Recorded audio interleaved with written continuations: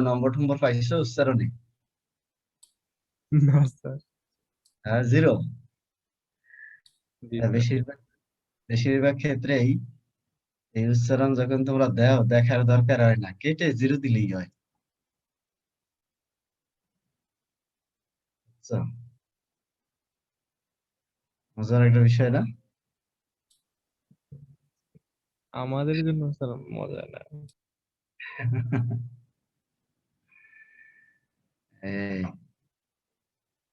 আচ্ছা, দেখো 10 মিনিটের বেশি হয়ে গেছে।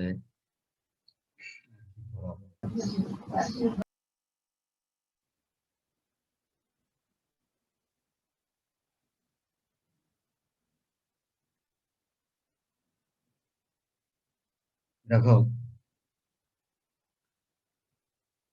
এটুকু একটু পড়ো তো, কি লেখা আছে?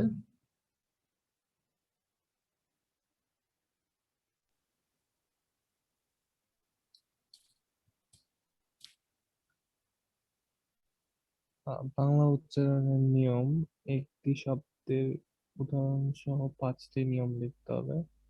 শব্দের শব্দের উচ্চারণ, না, একটি প্রশ্নের। সরি স্যার, একটি প্রশ্নের উদাহরণ সহ 5টি নিয়ম লিখতে হবে। আর শব্দের উচ্চারণ 8টি থেকে 5টি শব্দের উচ্চারণ লিখতে হবে। এর আগে তোমাদের এটা পড়াইছিলাম, তুই পড়াইছিলাম বানান। বলো তো আমি কোনটা পড়াইছিলাম, ক পড়াইছিলাম নাকি খ পড়াইছিলাম? স্যার মেবি ক। নিয়ে তো আসলে সংসার করা কঠিন কাজ।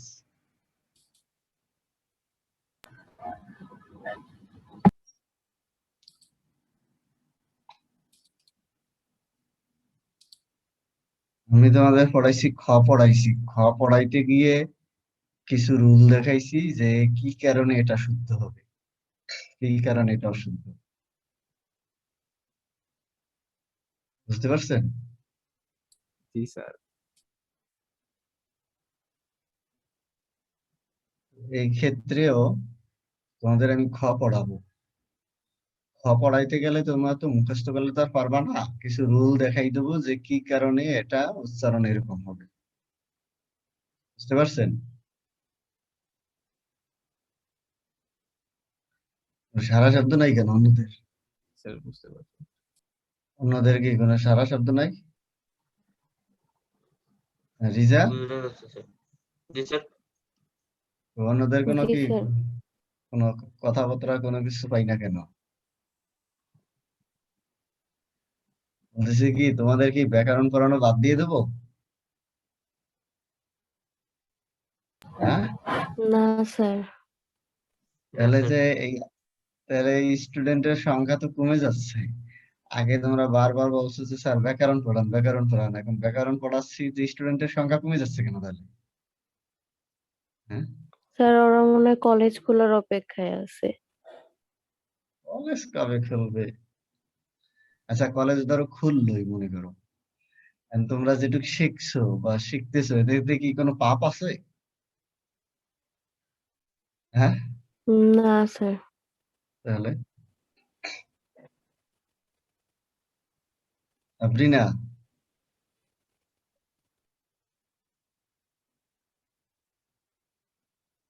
এর আগে ওই উত্তর দিত, ওর আগের ক্লাসও দেখিনি, আজকেও আসে না, নামটা এই মুহূর্তে মনে পড়তেছে না।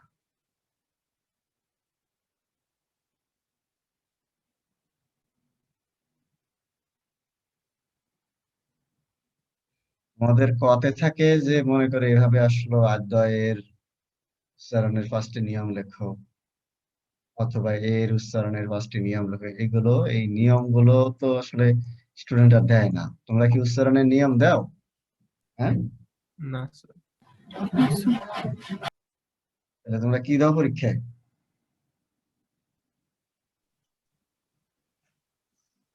খ হুম? নাম্বার। খ নম্বর দাও, কিন্তু আসলে এটা দাও আনতাছে, এই কারণে আমি কিছু রুল দেখাই দেবো, ওই অনুযায়ী তোমরা ক্ষয়ের আনসার দেবা। আবারও বলো যে এই বানান যে পড়ানো শেষ করছি, কোনটা পড়াইছি, ক পড়াইছি না খ পড়াইছি? খ। খ পড়াইছি, খ পড়াইতে গিয়ে কিছু রুল দেখাইছিলাম, মানে এই বিষয়গুলো মাথায় রাখবো আর কি। একটা একটা জিজ্ঞাসা করি, ধরো ধরো পুরস্কার আর পরিষ্কার, বলতো কোনটায় মূর্ধন্য ষ?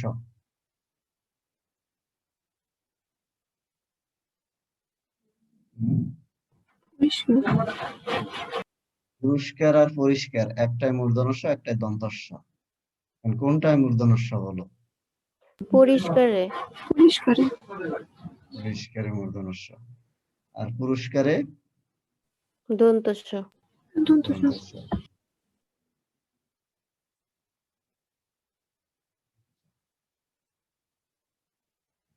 এখন দেখো উচ্চারণটা দেখো, তোমাদের কয়ের ক্ষেত্রে হলো এরকম ভাবে প্রশ্ন আসে, এটা আমরা পড়াবো না।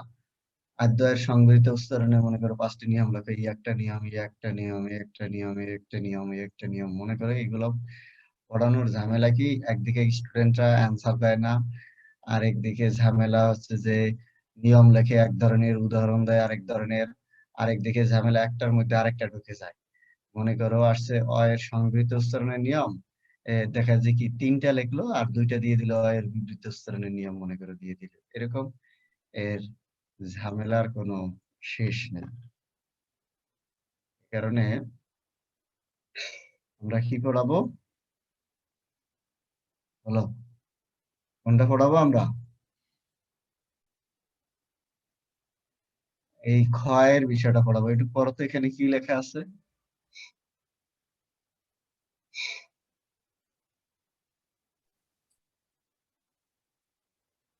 কি লেখা আছে?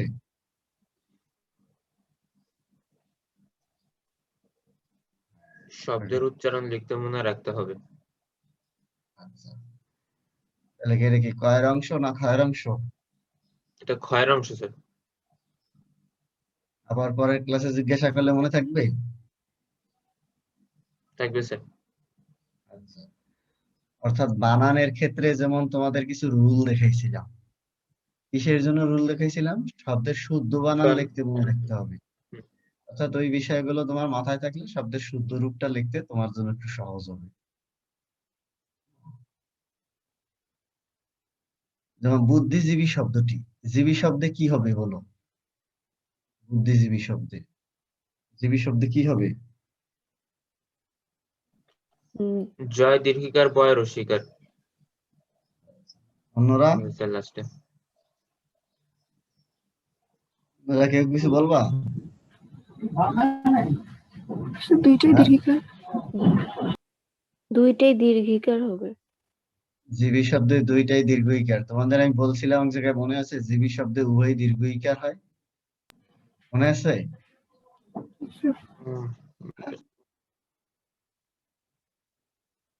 কথা বলো না কেন? হ্যাঁ, কোন জায়গায় বলছিলাম, মনে পড়ে? মনে পড়ছে স্যার। তাহলে এই যে আমি যে একটা রুল দেখাইলাম যে জীবী শব্দে উভয় দীর্ঘ ইকার হবে, এটা কি কয়ের রুল দেখাইছি নাকি ক্ষয়ের রুল দেখাইছি?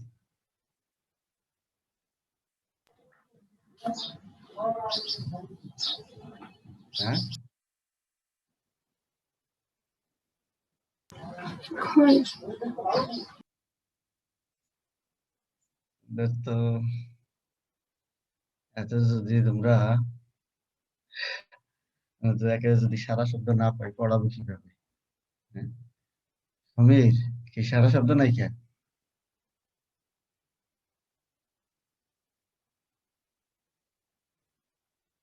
মাইশা আছো? স্যার আছে। এই যে জীবী শব্দে আমি বলছিলাম উভয় দীর্ঘ ইকার হবে, এটা কি কয়ের রুলের ক্ষেত্রে বলছি নাকি ক্ষয়ের ক্ষেত্রে? ক্ষেত্রে।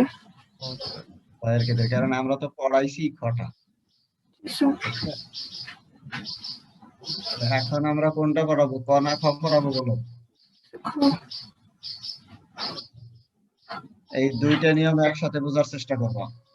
এগুলো মুখস্থ করার দরকার নাই। খতে তো তোমার এই ভাষা, তোমার ওইখান থেকে মানে শব্দ আসে,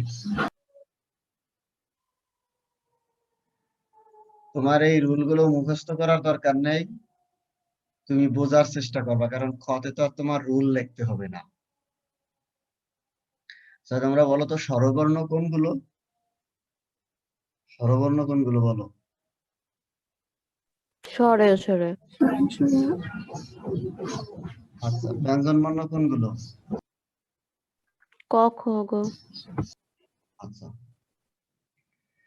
স্বরবর্ণের নিচে কোনো সময় হসন্ত বসে না বা হস বসে না। ব্যঞ্জন বর্ণের নিচে হস বসে। তাহলে কোন বর্ণের নিচে হস বসে বলো? ব্যঞ্জন বর্ণের নিচে। ব্যঞ্জন বর্ণের নিচে। ব্যঞ্জন বর্ণের নিচে হস বসে, স্বরবর্ণের নিচে হস বসে না। এখন যে কোনো তো স্বরবর্ণ বা ব্যঞ্জন বর্ণের নিচে তো হস বসবে না। এটা বসবে কখন? যে ব্যঞ্জন বর্ণটা পুরোপুরি উচ্চারণ হয় না তার নিচে হস বসে। তাহলে যে ব্যঞ্জন বর্ণটা পুরোপুরি উচ্চারণ হয় না তার নিচে হস বসে। যেমন খেয়াল করো, ডাকাত শব্দটিতে খেয়াল করো, শেষে তটা পুরোপুরি উচ্চারণ হচ্ছে না, এই কারণে তয়ের নিচে আমরা হসন্ত দিচ্ছি। ডাকাত, তটা দ্রুত শেষ হয়ে যাচ্ছে। আবার আরেকটা খেয়াল করবা, যদি কোনো ব্যঞ্জন বর্ণের সাথে যদি কোনো কার চিহ্ন থাকে, কার চিহ্ন কি? আকার, হ্রস্বইকার, দীর্ঘইকার, হ্রস্বউকার, দীর্ঘকার, রিকার, রেকার, ঐকার, ওকার, এই যে এগুলো যদি থাকে উকার, তাহলে তার নিচেও হসন্ত বসে না। আচ্ছা, এখন তোমরা বলো, এটা শব্দ দেখতে পাচ্ছ? টেবিল দেখতে পাচ্ছ তোমরা? টেবিল লিখছি। জি স্যার। বলো তো এর কোন বর্ণের নিচে হস বসবে? লয়ের নিচে। লয়ের নিচে। টয়ের সাথে কি হস বসবে? না স্যার। আচ্ছা, কেন বসবে না?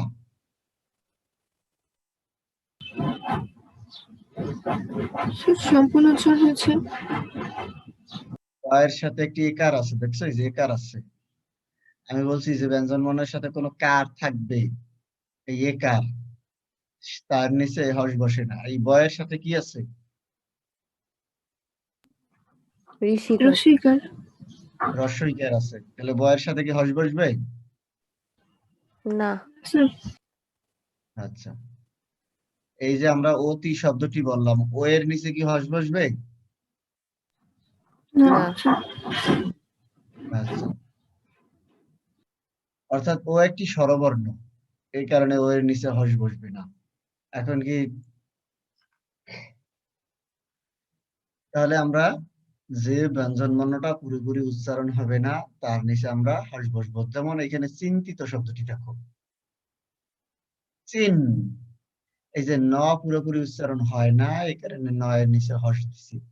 চিন, চি তো ছয় রস্বই, ছয়ের সাথে তো একটা রস্বইকার আছে, এই কারণে এর সাথে তো আমরা হস দেবো না। চিন তি, তি তো মানে তয় রস্বই, এর নিচে তার হস হবে না। চিন্তিত, তো তো মানে তমকার।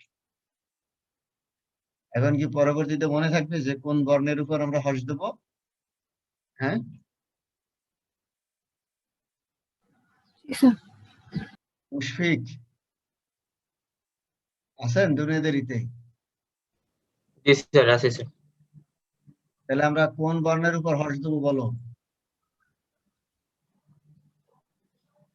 ব্যঞ্জন হ্যাঁ? বর্ণের উপর স্যার।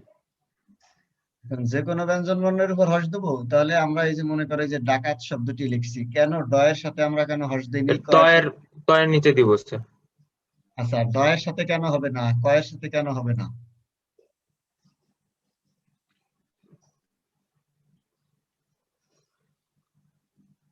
ডয়ের সাথে কয়ের সাথে কেন হবে না?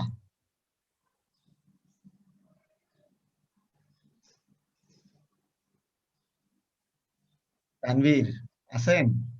জি স্যার। ডয়ের সাথে কয়ের সাথে কেন হস হবে না? কারণ স্যার ডয়ের সাথে আর কয়ের সাথে আকার আছে। অর্থাৎ কোন কার চিহ্ন থাকলে, কার মানে কি? এই যে ধরো আকার, এই যে ধরো আকার, হ্রস্বইকার, এই দীর্ঘইকার, হ্রস্বউকার, দীর্ঘউকার, একার, এই যে এগুলো কি কার না? এগুলো বোঝো, জি স্যার। এগুলোকে কার জি বলে। স্যার। জি স্যার। হ্যাঁ, এগুলো বোঝো কার বলে এগুলোকে? হ্যাঁ, জি স্যার। এই তোমরা এখন একটু খেয়াল করবা, এখানে একটু ভালো করে বোঝার চেষ্টা করবো। এই সরেয়াটা যদি ব্যঞ্জন বর্ণের সাথে বসে তখন এরকম কার হয়ে যায়। এটা হলো রস্বই। রস্বইটা যদি ব্যঞ্জন বর্ণের সাথে বসে এটা হলো রস্বই কার হয়ে যায় তখন। এটা মনে করো ওই যে দীর্ঘই, দীর্ঘইটা যদি ব্যঞ্জন বর্ণের সাথে বসে এই দীর্ঘই কার হয়ে যায়। এটা হচ্ছে রস্বউ। রস্বউ যদি ব্যঞ্জন বর্ণের সাথে তাহলে রস্বউকার হয়ে যায়। এই যে হলো রস্বউকার। তাহলে দীর্ঘউ, দীর্ঘ ব্যঞ্জন বর্ণের সাথে বসলে দীর্ঘউকার হয়ে যায়। এটা হলো এ, এটা ব্যঞ্জন বর্ণের সাথে বসলে একার হয়ে যায়। তাহলে ওই, ওইটা ব্যঞ্জন বর্ণের সাথে বসলে এই যে ওইকার হয়ে যায়। তাহলে ও, ওটা ব্যঞ্জন বর্ণের সাথে বসলে এলো ওকার হয়ে যায়। এই ও আর ওকার কি এক জিনিস, এটা কি বোঝো? হ্যাঁ,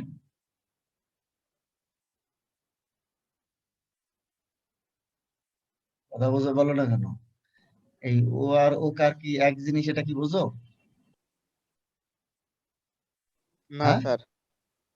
না স্যার। তুমি যে ও, এই তো ও, তাহলে ও কারটা কিরকম?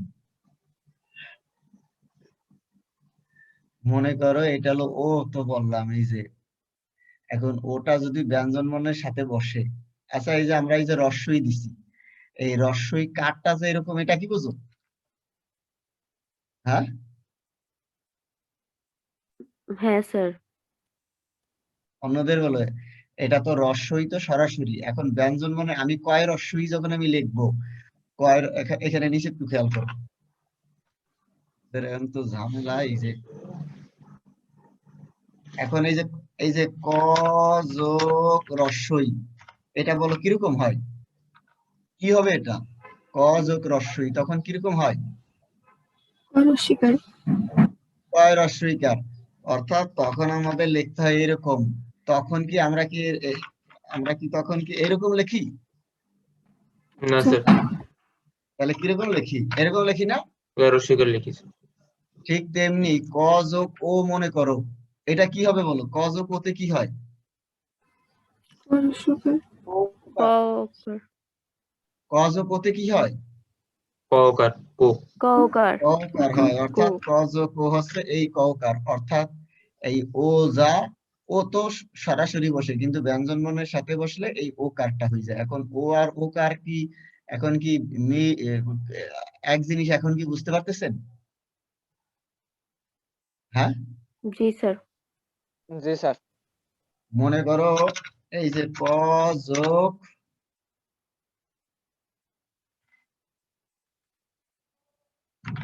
ও, এখন কিরকম হবে বলো? ক ঔকার হবে। কওকার। অর্থাৎ তখন হবে কয় ঔকার। এটা এখন বুঝতেছো? জি জি স্যার। স্যার। আচ্ছা, এই যে ক যোগ মনে করো এই রস্বউ, এখন কিরকম হবে?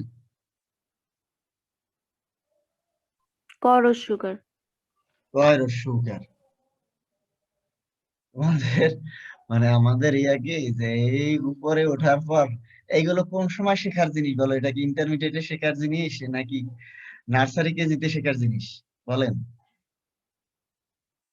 হ্যাঁ, নার্সারিতে শেখার জন্য। কিন্তু এখনো ধরো তোমাদের অনেকেরই বললে এখনো এটা ধরো পারবে না। কেন যে আমি এটা যখন জেনারেল ক্লাসেও যখন পড়াইতাম, মনে করো আমি বলতাম এই তোমরা এটা লেখো তো, ক যোগ ও কি হয়। এই বারোয়ানি মানুষ এটা লিখতে পারতো না, এটা যে কওকার হয় এটা আর লিখতে পারতো না। So, এটা আর লিখতে পারতো না। এটা তো ও, এটা যখন ব্যঞ্জন বর্ণের সাথে যখন মিশবে তখন তো এটা কার হয়ে যায়। কার তো এরকম কার। অর্থাৎ এই কারণে যখন ব্যঞ্জন বর্ণের সাথে কোনো কার চিহ্ন থাকবে তার নিচে আর হর্ষন্ত বসবে না। এখানে বলো কি কি কার চিহ্ন আছে বধুতে, বলো কি আছে? ওকার অসুকার। ওকার, রস্বউকার। রসিকর। এই কারণে বয়ের সাথে একটা ওকার আছে, ধয়ের সাথে রস্বউকার আছে। এই কারণে এর সাথে তো কার চিহ্ন আছে বিধায় এখানে কোনোটার সাথে কিন্তু হর্ষ নেই। এই পর্যন্ত কি বুঝতে পারছেন? জি স্যার। জি স্যার। আচ্ছা,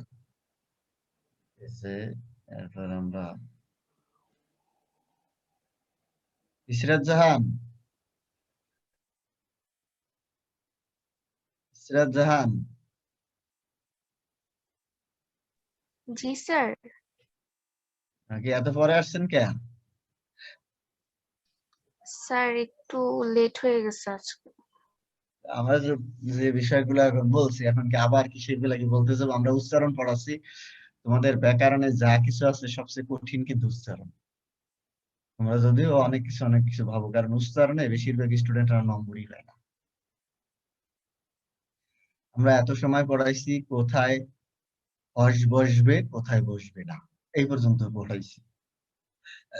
এখন এটা দেখো, আপনারা মনোযোগ দিয়ে শুনবেন, মাঝখান থেকে দেখলে কিন্তু আর উচ্চারণ ধরতে পারবেন না। আর উচ্চারণের ক্ষেত্রে আরেকটা বলে রেখি, একটার মধ্যে অনেকগুলো নিয়ম কিন্তু জড়িত। বানানের ক্ষেত্রে কিন্তু সেটা কিন্তু না। বানানের প্রত্যেকটারই আলাদা আলাদা নিয়ম, কিন্তু এই উচ্চারণের ক্ষেত্রে একটার সাথে অনেকগুলো নিয়ম জড়িত।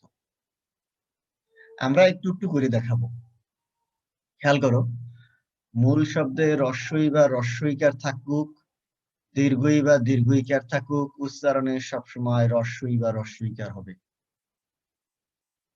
খেয়াল করে এখন দেখো, এখানে নয়ের সাথে কি দেওয়া আছে? রসিকার। আমরাও নয়ের সাথে এখানে রস্বইকার দিছি। এখানে শয়ের সাথে কি কার দেওয়া আছে?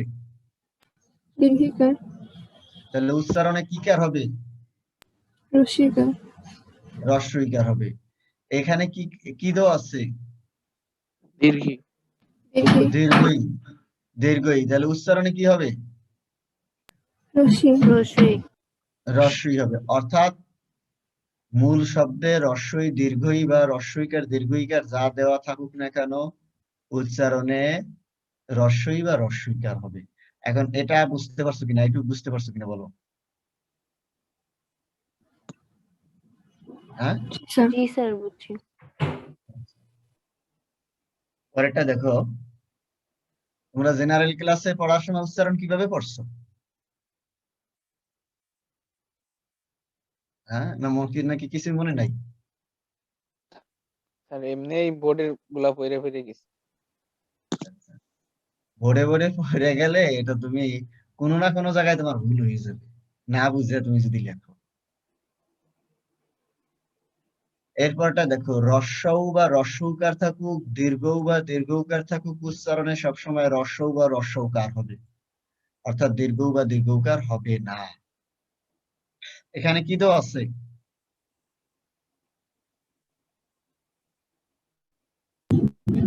রস্য। আমরা উচ্চারণে রস্যউ দিছি, কোনো বুঝতে অসুবিধা আছে? স্যার। এখানে কি দেওয়া আছে? দীর্ঘ। তাহলে উচ্চারণে কোনটা রস্যকার। হবে? অবশ্য। আমরা উচ্চারণে দেখো রস্যউ দিছি। এখন আবার খেয়াল করো, এখানে আছে মূর্ধন্য ষ, কেন আমরা তালব্য ষ দিছি এই নিয়ম এখন তোমার বোঝার বিষয় না, কারণ তোমাদের বলছি যে এই উচ্চারণে একটার সাথে অনেক নিয়ম জড়িত থাকে। এটা বানানের মতন না, বানানের যেমন প্রত্যেকটা আলাদা আলাদাই নিয়ম, ফলে আগের ক্লাস না করলে তো আর অসুবিধা হয় না। ওই যখন থেকে ক্লাস শুরু করবে তখন থেকে সে বুঝতে পারবে, কিন্তু উচ্চারণে কিন্তু আর সেটা বুঝতে পারবে না। এটা প্রত্যেকটারই দেখো আলাদা নিয়ম আছে। যেমন এখানে আছে দয় জফলা, এখানে দেখো আমরা দয় জফলা কোথাও নাই, এটা আলাদা নিয়ম। এই নিয়মের এক নিয়মের সাথে তোমাদের সবকিছু দেখাইতে গেলে তোমাদের মাথা ঘুরে যাবে, যতটুকু বুঝাই ততটুকু তোমার বুঝতে হবে। ওইটা তখন আবার আলাদা নিয়মে গিয়ে আবার কেন দয় জফলাটা এরকম হইলো, ওইটা আবার আলাদা নিয়মে গিয়ে দেখাবো।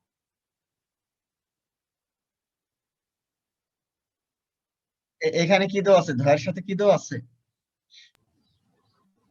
দীর্ঘ। দীর্ঘ। দীর্ঘও না, দীর্ঘও কার।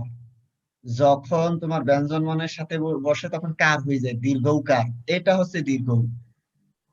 সরাসরি বসলে দীর্ঘউ, ব্যঞ্জন বর্ণের সাথে বসলে এটা দীর্ঘকার। তাহলে আমাদের উচ্চারণে কি হবে?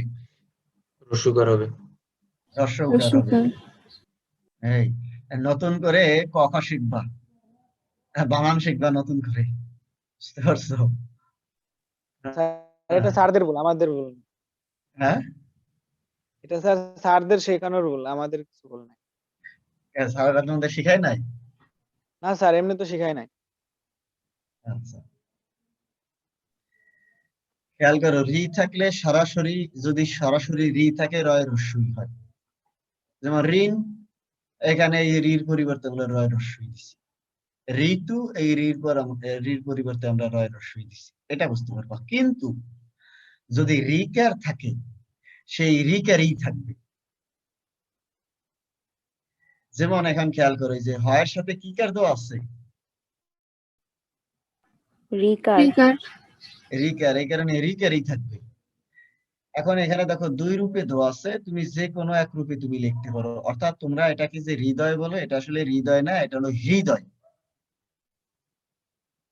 তুমি এই রূপের যে কোনো একভাবে কিন্তু লিখতে পারো। হ্যাঁ, এই কারণে আবার ওই ইংলিশে দিয়ে অনেকটা দেওয়া হয়, এই কারণে বোঝার সুবিধার জন্য। ইংলিশটা অনেক সময় এই বাংলাটা দেখে বোঝা যায় না। ইংলিশটা দেখলেই তুমি বুঝবা যে হৃদয় হবে, HRI। HRI তে কি হয়? হ্যাঁ, রি। হৃদ।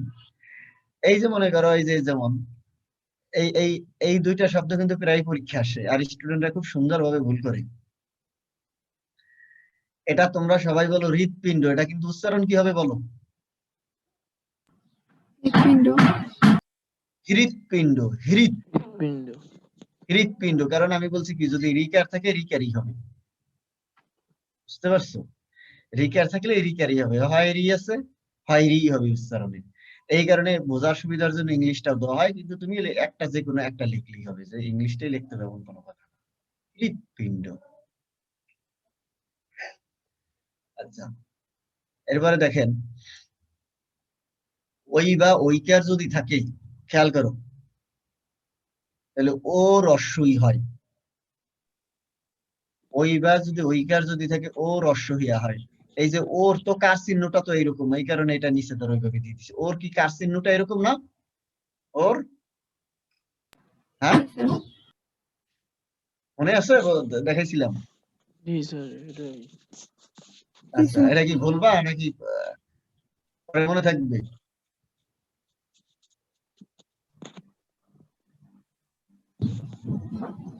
আচ্ছা, এখানে কি দেওয়া আছে বলো?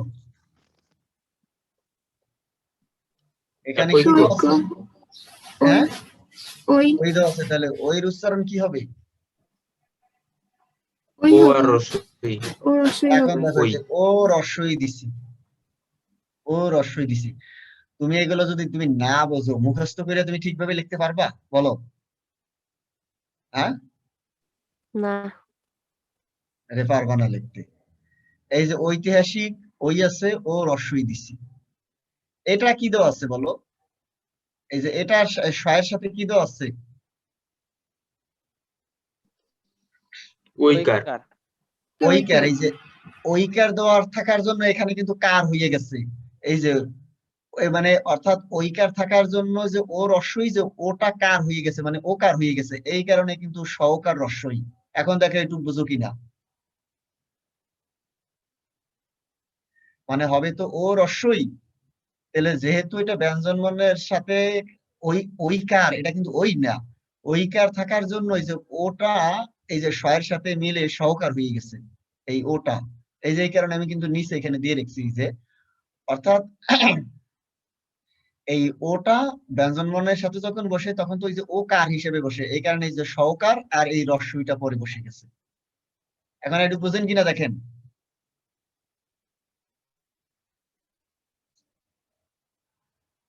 তুমি কি বুঝতে পারছো? জি এটা স্যার। কি ধরতে পারতেছো কিনা? জি স্যার, বুঝেছি। জি হ্যাঁ, স্যার। অর্থাৎ বিষয়টা হচ্ছে এরকম, মনে করো আমি নিচে তোমাদের দেখাচ্ছি যে শয় ঐকার, মনে করো শয় ঐকার মানে কি, এই যে স যোগ ঐকার, এটুক তো বুঝো।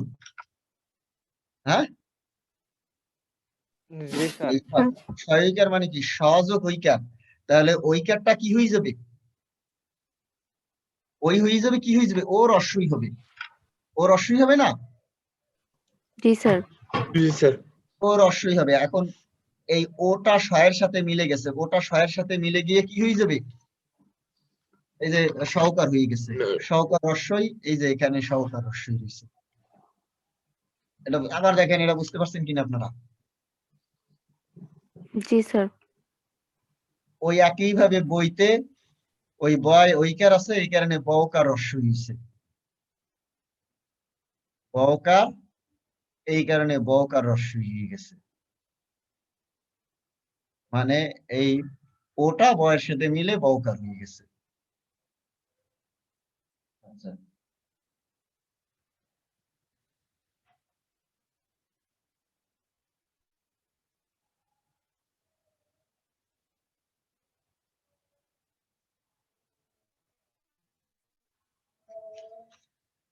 এই যে আপনাদের ক্লাসের টাইম শেষ।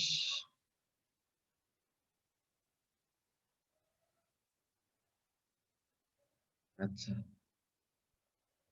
ঠিক আছে তাহলে, ভালো থেকো তোমরা। হ্যাঁ, স্যার আর আপনার কি ভালো কিছু? লাগবে। ওকে, ঠিক আছে।